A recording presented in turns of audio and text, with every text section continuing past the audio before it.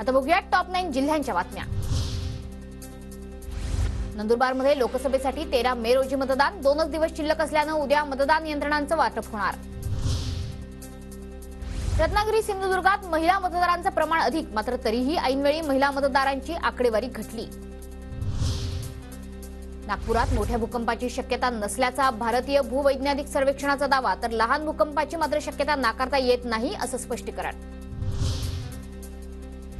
रत्नागिरी शहराला दिवसाआड पाणी पुरवठा होणार, 13 मे पासून अंमलबजावणी। शहराला पाणी पुरवठा करणाऱ्या शीळ धरणात केवळ 20%च पाणीसाठा शिल्लक।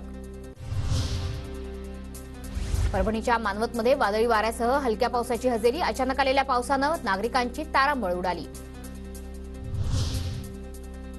पुण्याच्या भोरमध्ये सलग दुसऱ्या दिवशी वादळी वाऱ्यासह पावसाची हजेरी। चिखलगाव मार्गावर कर्णावड गावच्या हद्दीत 2 गावं ही मुख्य मार्गावर 2 झाडं कोसळली, तर काही काळ वाहतूकही ठप्प झाली।